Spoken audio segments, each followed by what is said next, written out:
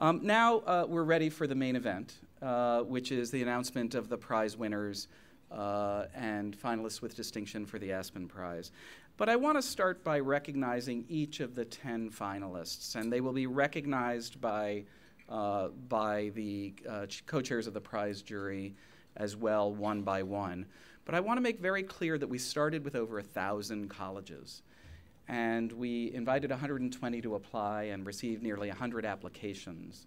And of those applications, we interviewed the leadership teams of 46 colleges that submitted the best of the best in terms of applications. And from those 46, we had a great selection committee that chose 10 finalists. And each of these finalists deserves our recognition and the admiration for the hard work they're doing to work with students who are often underprepared, to work with anybody who walks in the door, and to offer them a wide range of programs. So I want to make clear that the work that we've done and the prize jury worked so hard and to make a really tough set of decisions around who the winners might be is made tougher because this is 1% of community colleges that are in the 10 finalists here today. So thank you all for participating in this process and again, accept our appreciation and admiration for the work. To introduce the co-chairs of the prize jury, we've invited another of our steadfast supporters to join us from the Lumina Foundation. Sam Cargile is a vice president with the Lumina Foundation, and he has a long and distinguished career in higher education administration and philanthropy. Many of you know Sam for the last dozen years. He's been with Lumina right from the inception. I was with a foundation that started at the same time, and Sam was there at the inception. And he's been one of the chief architects of many of their community college and equity programs. He's really made an important contribution to efforts to move from a culture that celebrated access to one that recognizes the importance of continuing access, but also to moving to a culture of success and helping Lumina lead our country in that direction. Sam, would you join us on the stage? Yes.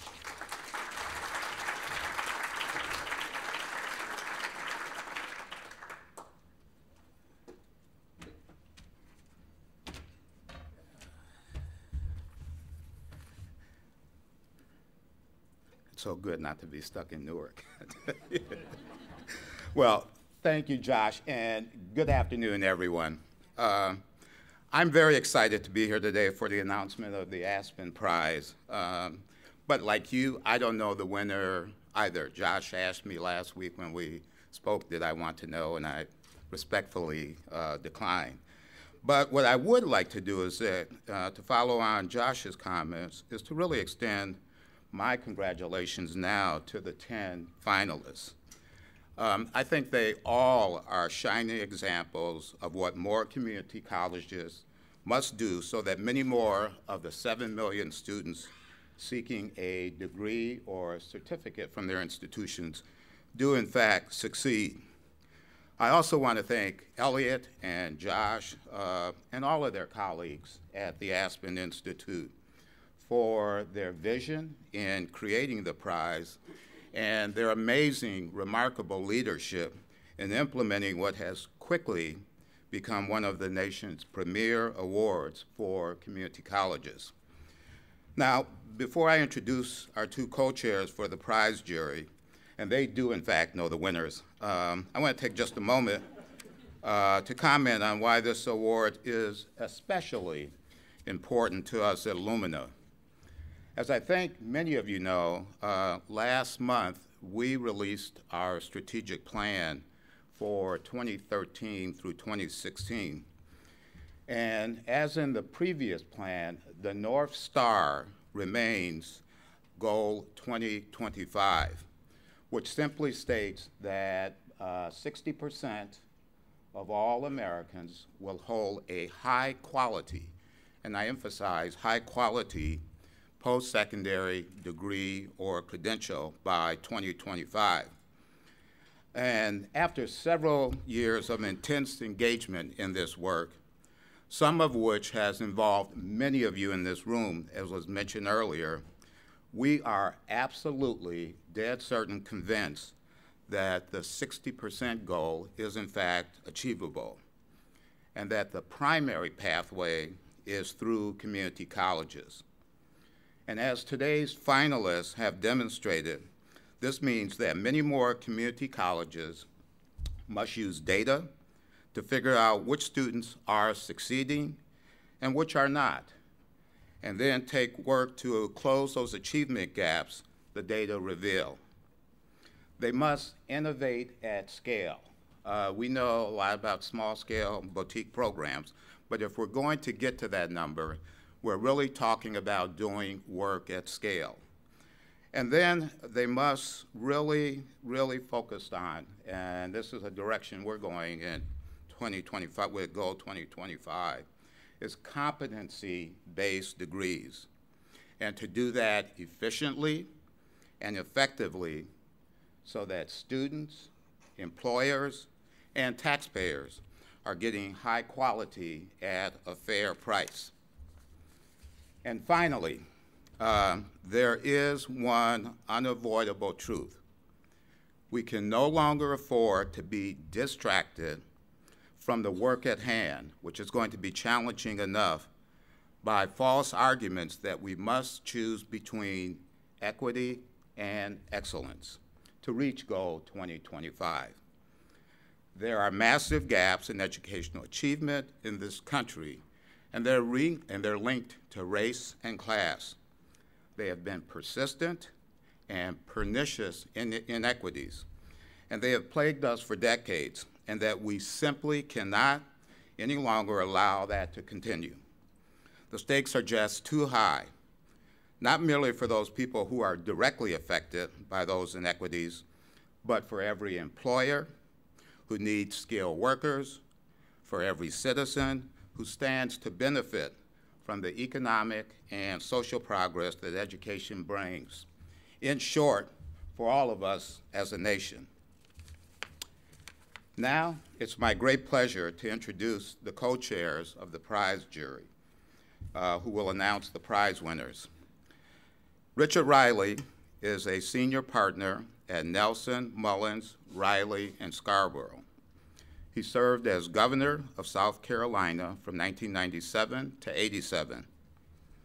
After that, as Secretary of Education under President Clinton, he helped launch initiatives to raise academic standards, improve instruction for the poor and disadvantaged, and expand grants and loans to help many more students attend college. Secretary Riley was named one of the top 10 cabinet members of the 20th century by Time magazine and was awarded the Harry S. Truman Award by AACC for his positive impact on community colleges. John Engler is president of the Business Roundtable, an association of chief executive officers of leading U.S. corporations with a combined workforce of nearly 16 million and more than 7 trillion in annual revenues. He also served for 6 years as the president and CEO of the National Association of Manufacturers.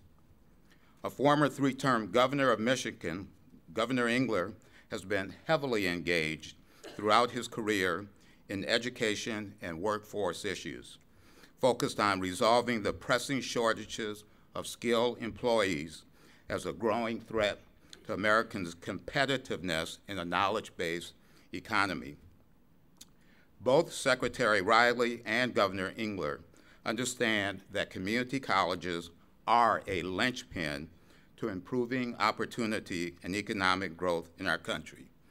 Please join me in welcoming to the stage Secretary Richard Riley and Governor John Engler.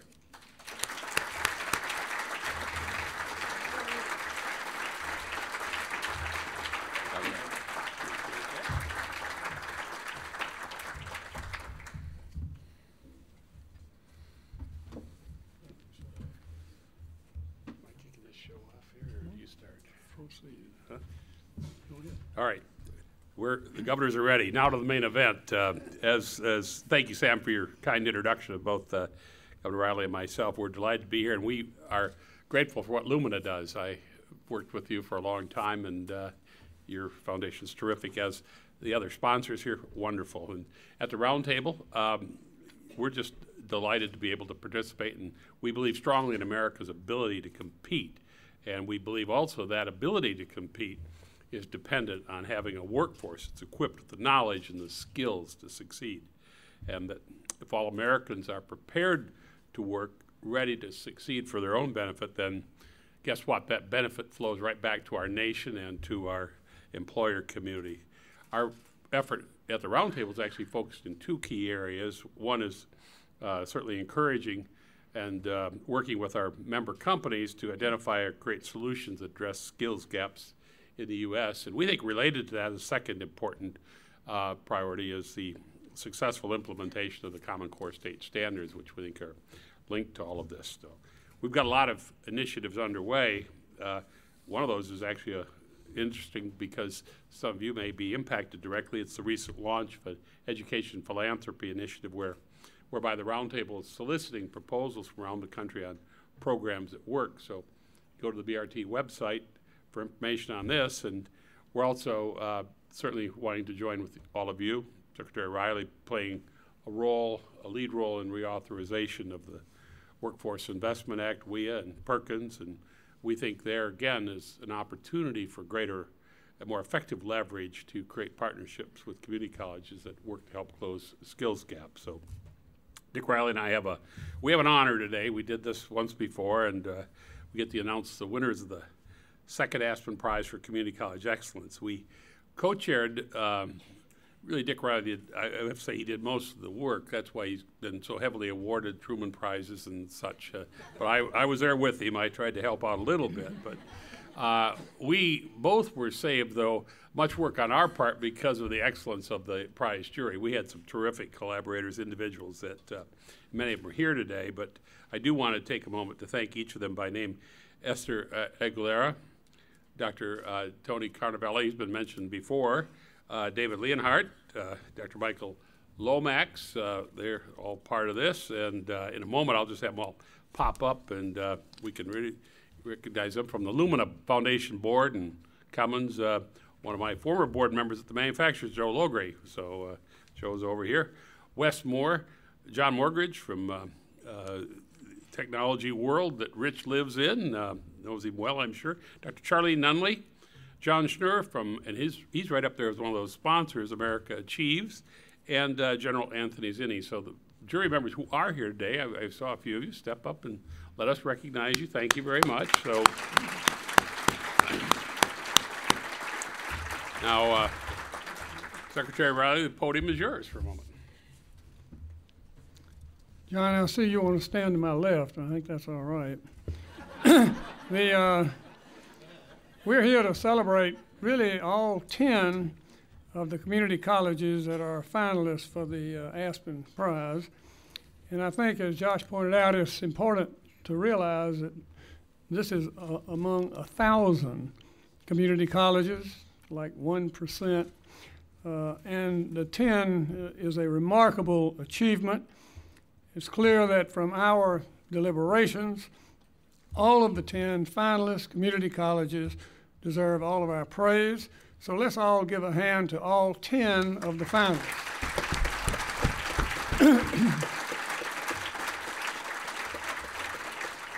Now, the jury prize was charged with assessing each college in 4 different areas: learning outcomes, completion and transfer outcomes, employment rates, earning levels for graduates, and equitable outcomes for lower income and minority students. That's the 4 categories that we will examine carefully. We first will make awards to the 6 finalists that will not share in the prize purse, but distinguish themselves from among the 1,000 community colleges that were considered. So we ask each of them to come up and accept an award reflecting our admiration for their dedication to student success. John? Thank you, Governor. So you came all the way to Washington. You just get a picture with us, but We're going to start, though. Our first college is Brazosport College in Texas. And this is a remarkable story. Over the last few years, this college has more than doubled its retention rate, narrowed achievement gaps, and improved success in key courses. But here's what I'm most impressed about. Graduates from this college earn between 60% to 80% more than other workers in the area.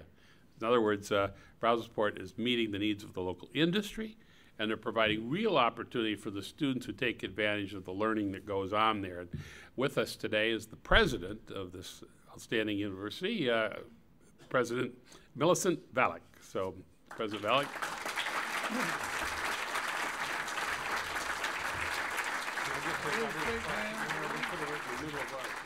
How we're doing this.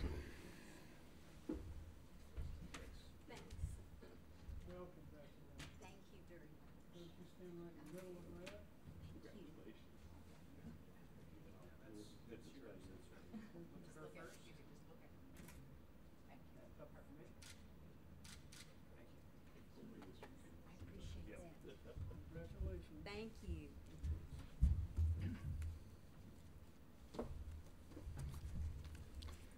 Next is Broward College in Florida. Broward has made college more affordable for students by intensifying financial aid outreach, allocating awards to more students, and connecting them to scholarships and jobs.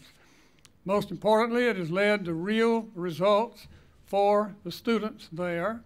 On every measure we examined, Broward exceeded the completion rates of other colleges, and Broward's 3-year graduation rate for minority students is twice the national average. So I invite to the stage President David Armstrong. David?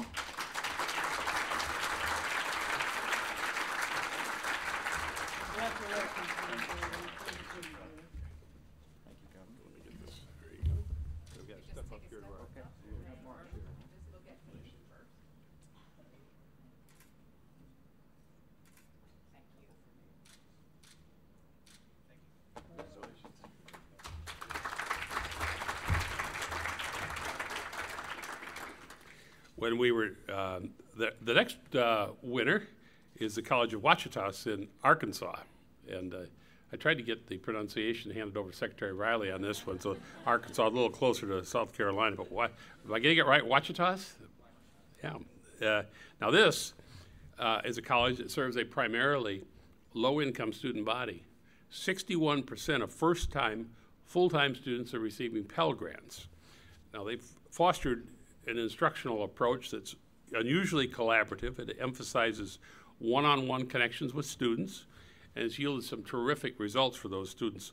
Most impressively, the percentage of students who receive a degree or a certificate has increased by 65% over the past 5 years, and today they're more than 50% higher than the national average. So I would like to invite their very effective president, Stephen Schoonemaker, to come up for his prize and for a little photo. Stephen, congratulations to Ouachitas and Arkansas.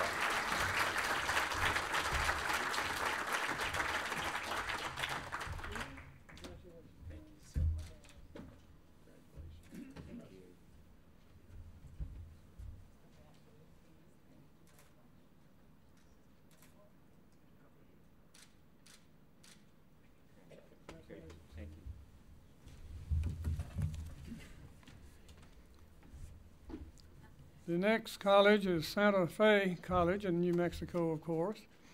This college does an exceptional job both of graduating students and making sure they go on to receive a bachelor's degree.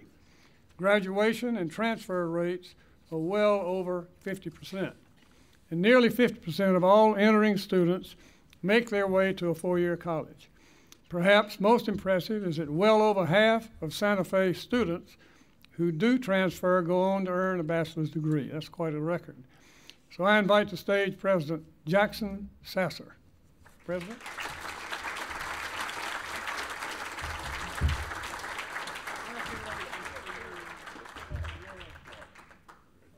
Yes, sir. It is Florida.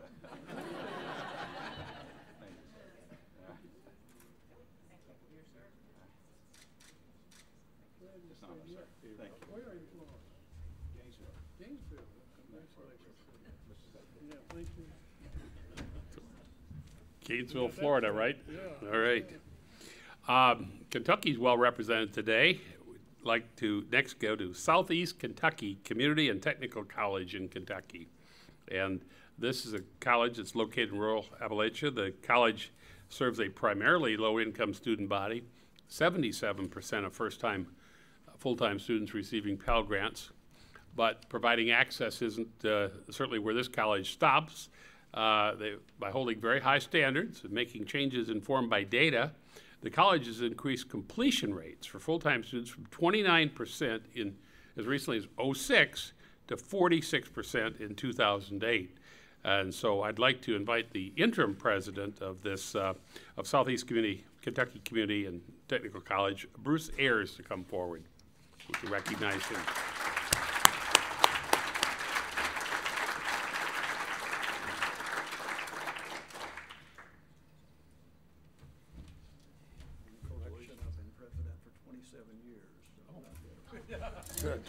Bruce's been president for 27 years, and my note says interim. I guess after 27 years, he's there.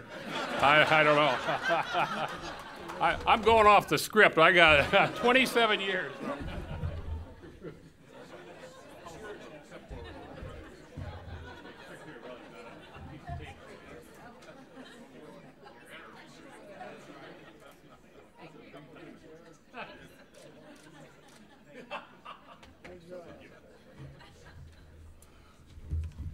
Must have been prepared by a university graduate, you know, not a community college. I don't know.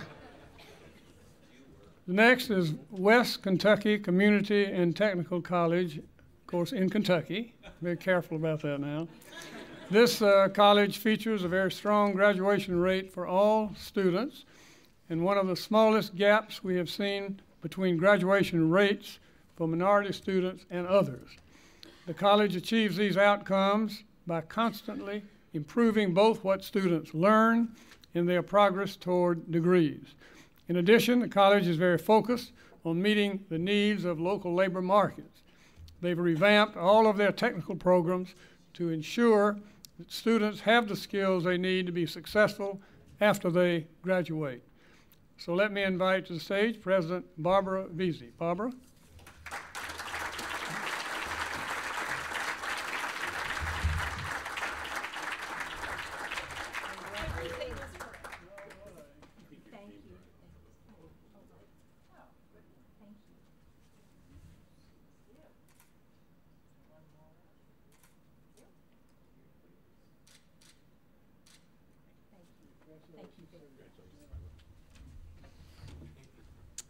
All right, our next privilege is to announce two finalists with distinction, each of which will receive a trophy and a prize of $100,000. And we call them finalists with distinction because that's exactly what they are. All of these colleges are certainly distinctive and excellent, but these are finalists with distinction, and they are as the best among the very best. They set very high bars. They execute plans to meet and then exceed their own ambitions. Our first finalist with distinction is Lake Area Technical Institute, located in Waterton, South Dakota. This two-year technical college boasts a graduation rate of 76%. That is among the highest anywhere, more than triple the national average. Just as impressively, students from Lake Area get jobs at very high rates, and they earn 40% more in their first year after graduating as compared to other new hires that are in the surrounding region. Lake Area has accomplished success for its students and its community through highly structured programs that feature high-quality hands-on learning. We heard a little bit about hands-on learning earlier, so we want to welcome to the stage Lake Area Technical Institute's President, Deborah Shepard. Shepard?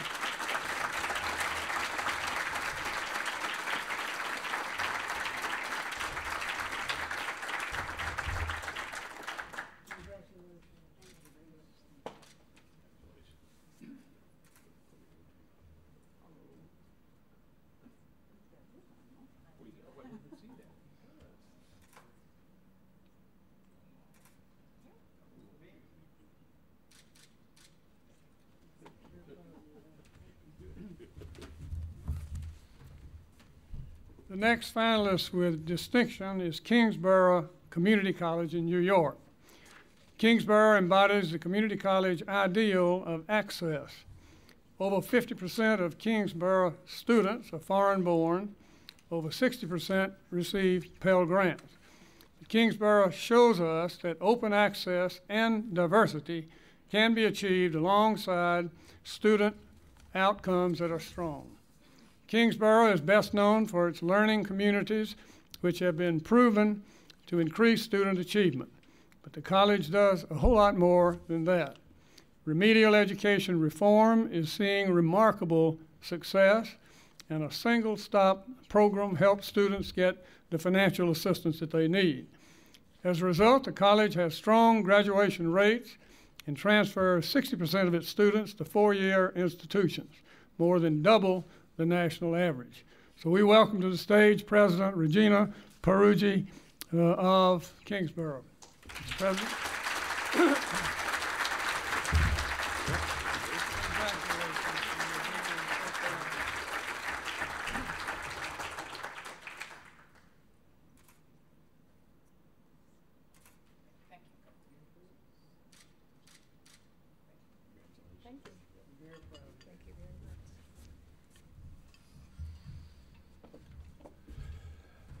Well, Mr. Secretary, there's two colleges left, and I think the award should go to the one that has the best labor market outcomes. During my time as governor back in Michigan and my stint as president of the National Association of Manufacturers, and today at the roundtable, I've certainly witnessed an incredible change in global competitiveness. But one of the great concerns that we have in the country, it was mentioned earlier, is that there's a severe shortage of skilled employees, and actually they're with higher unemployment, relatively speaking, near 8%. There's still millions of job openings in the country today that are not being filled because employees don't have the right skills to fill the jobs. Employers are desperate for skilled workers. They're ready to hire them, and the skills shortage is actually one of the threats, one of the limiters we have to American competitiveness in the 21st century high-tech global economy. Community colleges, as we've been talking today, are an essential part of the solution. The best community colleges provide the kind of affordable training that connects real job skills that are needed in the market. Our country desperately needs those skills, and what it does, when you put that all together, it does help us find a way ahead to get out of these challenging economic times, put people back to work. And so I've enjoyed participating in the prize because I think it gives us a chance to figure out how community colleges can get even better at providing job training. Well, John, you make a good point, and I certainly agree with you that workforce training is a vital function of community colleges. We all recognize that and respect it. But I think you need to think also, and might well the prize be considered for a community college that has the best transfer and bachelor's degree attainment rate. Both of those very important functions are important. I've long been a fan of community colleges from my days as governor of South Carolina and as the Secretary of Education. And I have visited many community colleges, and I'm always amazed at the incredible access that they provide to a wide variety of students who really could not afford to go to college otherwise. One of the most important missions of the community college in this great country is to provide access for low-income and minority students to go to post-secondary education. They educate students in associate degree programs and prepare them for continuing education in four-year bachelor's programs. By enabling a wide diversity of students to gain access to four-year degrees, community colleges provide an escalator up from poverty to the middle class and thereby help create social mobility in our great democracy. So in pursuing a bachelor's degree, our students become more educated in a particular field of interest and gain knowledge and skills and experience that will benefit them in society and in the workforce place. Well, Governor, I certainly agree with that, but I still think the one irreplaceable thing, the most important thing community college do is this job training. Of the two colleges that are remaining, I think the award ought to go to Walla Community College in Washington State. One of the really impressive things about this college, it's just incredible work in making sure that its degrees, the certificates, they tie to real jobs in local labor markets, whether those are wind technology, water management, one of my favorites, winemaking. You know, the proof is in the results. And Mr. Secretary, I submit, when you look at recent graduates from Walla earning wages 79% higher than other new hires in the surrounding region, that is something that you've got to look at and be very, very excited about. Well, I agree that job training is very, very important, Governor, and I admire Walla as much as you do. But I believe the award might well go to Santa Barbara City College because the wonderful job they do in this college encouraging its students to continue their education toward a higher degree. I might point out that their congressperson was here, Lois Capps, earlier and then had to leave, so there's another Josh, member of Congress that was here. Santa Barbara College offers exemplary 4-year transfer programs. They work hard to make sure that bachelor's degree is attainable for every single student, including the 35% of students who are underrepresented minorities. 2 of every 3 full-time students who begin at Santa Barbara graduate or transfer within 3 years, a rate nearly twice the national average. Of students who transferred from SBCC to a 4-year institution, 54% completed a bachelor's degree within 6 years of leaving high school. And that's pretty remarkable. You know, I think the audience is figuring this thing out. We got 2 important functions for community colleges, preparing students to transfer to 4-year institutions, as you've talked about, and this workforce development job training. How do you think we agree on the winner then? Well, we may sit on different sides of the political aisle, John, but we certainly can agree on how to settle that issue. Let's honor the wishes of our bipartisan prize jury, many of whom are here. Well, if you haven't guessed, I agree with the Secretary, we've got a tie.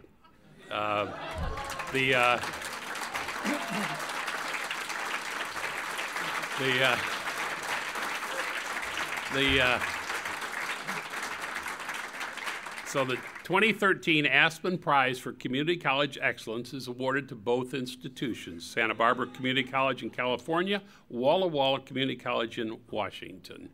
And as we announced earlier, Lake Area and Kingsborough each will receive a $100,000 prize as finalists of distinction.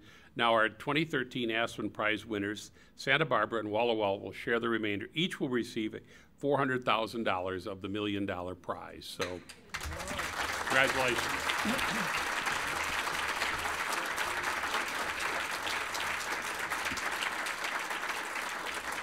Santa Barbara City College President Lori Gaskin, please come up first to receive your award. If you come on up, and John, we have something here. Sit down. Congratulations. Proud of you.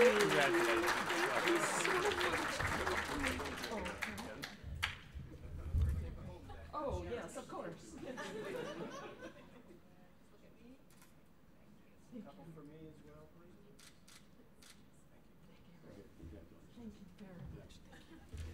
Now, if you want to.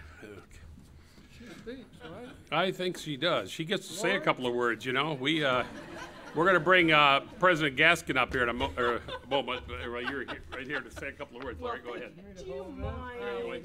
You are so sweet. Thank you so much. Boy, you give a podium to a teacher, and now I get this. I want to thank the Aspen Institute and our distinguished guests so much. This has such meaning and purpose to students such as Edith, who you heard from earlier today, and I'm so very, very proud of her. I would like to recognize my colleagues as well who are joining me in Washington, and that is Kathy Malloy, Professor of English and English Skills, wave, your queen wave, and Laura Castro. We talk about transfer, and Laura almost single-handedly ensures that our students can transfer through her work with our articulation and counselor, and then Jack Friedlander, our Executive Vice President, and Edith, do you mind raising your hand and waving again? She had to step out, no worries, that's not a problem.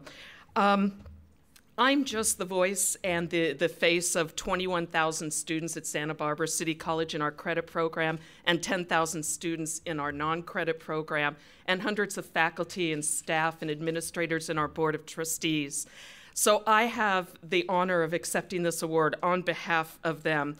And to a person, my colleagues see their role and their contributions as an incredibly noble calling and a purpose that has such social justice embraced by it and embodied with it.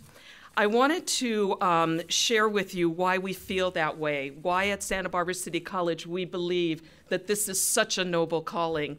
And as an earth scientist, I don't oftentimes write poetry, and I'm told that poems don't need to rhyme, but I did want to put down on paper what Santa Barbara City College does for our students. And in order to understand that, you need to understand who our students are.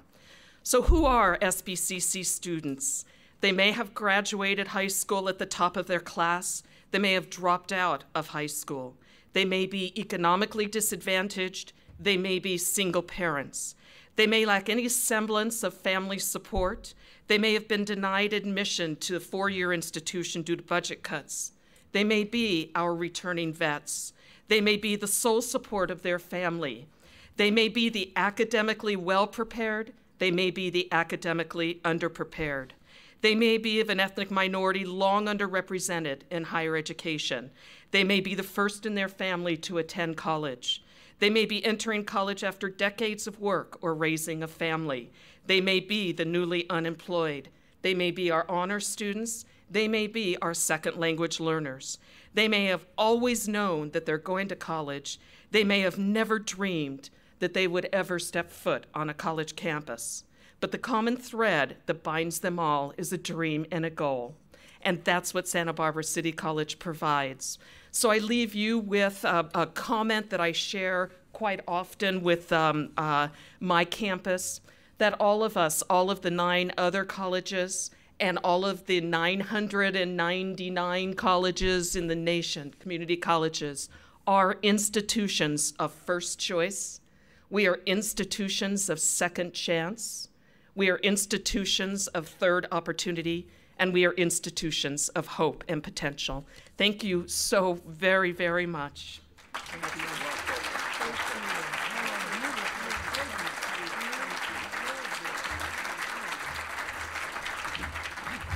Well, thank you very much, President Gaskin. Beautifully spoken, and congratulations. Now, for the president of Walla Walla, President Steve Van Osdel. And Steve, if you'd come up, we'd like to present you with an award and hear from you.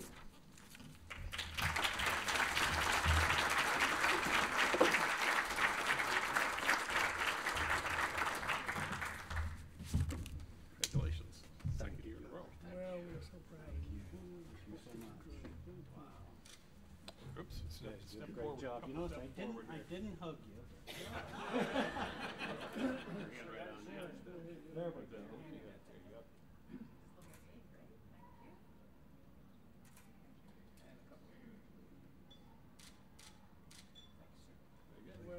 Wow. You stood up and say a few words. Everything's done. Podium adjourned. Thank you. I think you and I. I'll set this right over here. Yeah, we stay here to make sure he, You didn't finish. yeah, we'll let him finish it all together. These gentlemen have a way of keeping it suspenseful and really focused.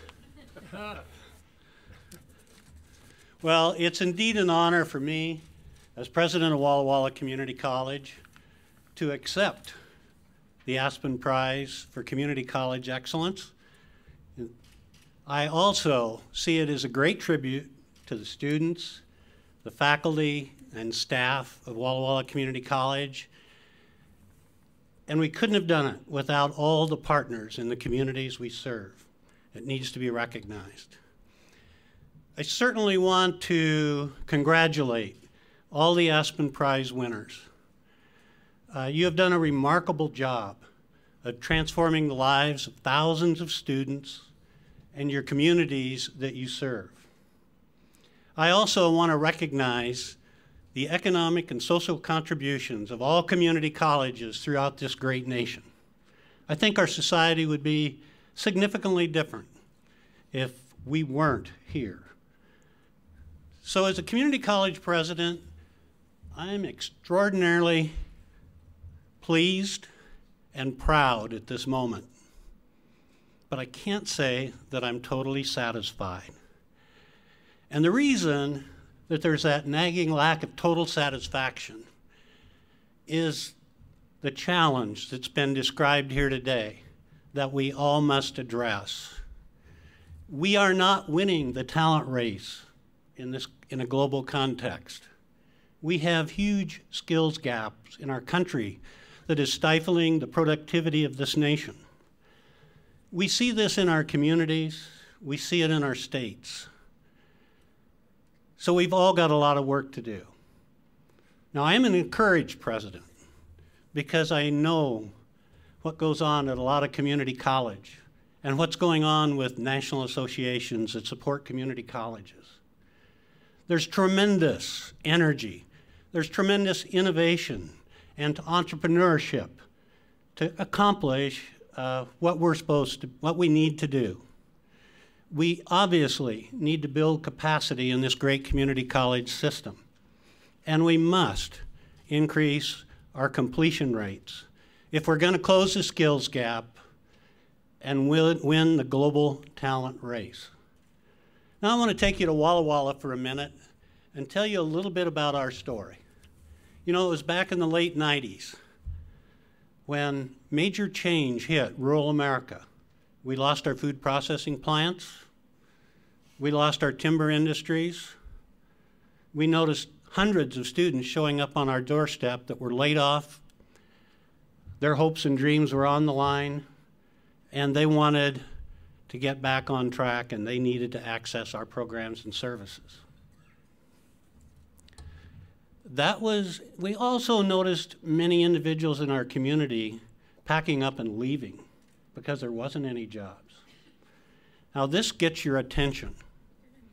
So the college, consciously, working with leaders throughout the region, said, we need to reinvent ourselves. We don't want to train all these laid off workers so they just have a better opportunity somewhere else. We want to do this in our community. So we started reinventing our programs. We looked at clusters, we did economic research, and we discovered the healthcare sector was alive and well, so we doubled our nursing program. That provided capacity for some of these laid off workers that were making $9, $10 an hour to come in and go through retraining programs and leave with $20 an hour salaries. That was inspiring. That gave us hope that we were on the right track. And then we formed partnerships that reach way beyond our district, like with the John Deere Corporation. And we had students coming from Northern California, Eastern Montana, to a big training center that we were able to establish because of solid industry support. We learned how to partner, and that's such a key step, I think, as we look to the future. And then we started reducing the size of some of our programs that didn't seem to be taking students to family living wage jobs and reinvesting those dollars in high return programs. And that was helping. But then we had a new idea too. What we were is a large rural agricultural area that was very prosperous back when natural resources determined the economic future of our country. We had to find some high value added opportunities. We saw an opportunity. There was about 17 wineries in the valley. And these came out of kind of homemade winemaking, but commercialized. And it just happened that a couple of them were given credit for making some of the best red wines in the world. Now, it wasn't an industry, it wasn't a cluster, it was just a few people. There wasn't jobs there, there was no labor market information that would say there's great opportunity to train people for the wine industry. But we pulled the leaders together and said, you know, let's think about this. Is there a way that we can work together as a college and a community, and maybe we can grow this industry to maybe 25 to 30 to 35 wineries? And that would increase economy and maybe attract a few people in to the area. Well, lo and behold, we started on a dream that initially was about teaching students how to grow the best wine grapes and make the best wine in the world. And students came. We had no money. I remember scraping together $25,000 to hire an architect to put these dreams on paper. And as we proceeded, the dream grew. And a short time later, we'd raised $5 million, less than $1 million in state funds, to build the Center for Enology and Viticulture. And we accepted 60 students that came from all over the world. What we'd done, we hit on an area where there was demand. So this program grew.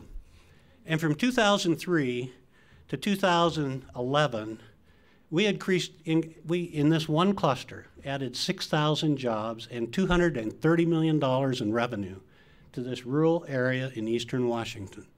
The number of wineries has grown from 18 back then to 170 today, and is forecasted to be over 200.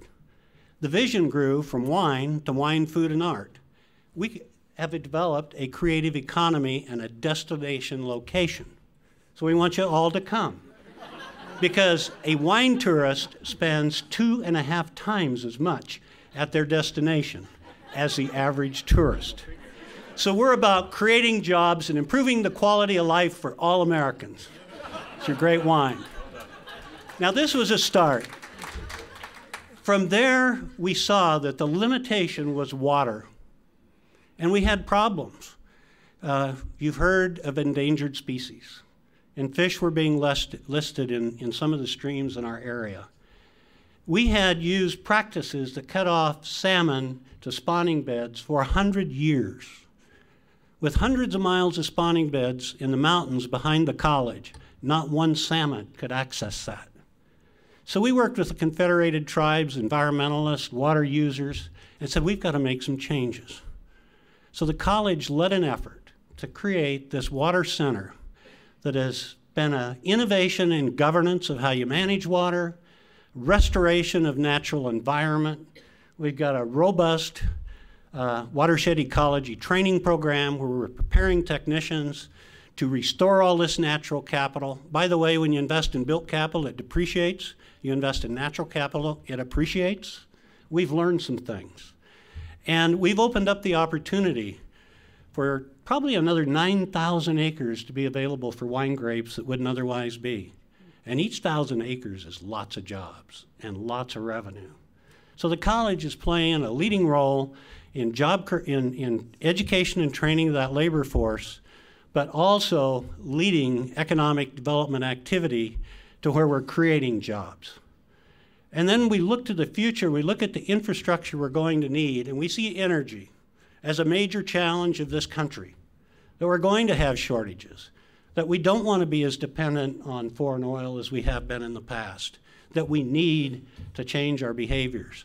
And wind machines started coming in all over the region. We have 5,000 within 100 miles of Walla today. And you heard of Brian's program. During tough economic times, we reallocated $1.5 million within our budget, have attracted many other $1 million because we did that, created this program that has expanded to over 100 students and continues to grow today. We've learned a few things about job creation and what it takes to move ahead. Now, there's just a few things I'd like to summarize with you that I think others can benefit from, and I'll do this very quickly because first, alignment, and you can see how we've addressed the alignment. Second is continuous improvement of measurement of learning outcomes. It's all about quality learning, so we're working very hard on that. And we realize that student success is more than completion. It's the earnings, it's the employment, and it's the civic engagement of our students. We are using innovative and entrepreneurial techniques to move ahead, but there's one thing at the college that makes a difference. We are determined, and we are determined to help every student finish what they start. I've got to take a moment and thank those that have sponsored the Aspen Prize, the Joyce Foundation, Lumina, Bank of America Charitable Foundation, Kellogg, the Bloomberg Philanthropy, J.P. Morgan, and America Achieves. And thank you very much for those of you who have been involved in the Aspen Prize process, as been described today. Thank the Aspen Institute. We especially appreciate the wisdom that Josh Weimer has shared with us and helped us truly define success. So my final thought is, I share the vision that community colleges will be a critical linchpin in our nation's effort to educate our way to greater prosperity and to equality. Indeed, community colleges will be game changers in this nation. We will help close the skills gap, and we will help win the future. We will build a stronger nation. Thank you. Congratulations. Thank you very much.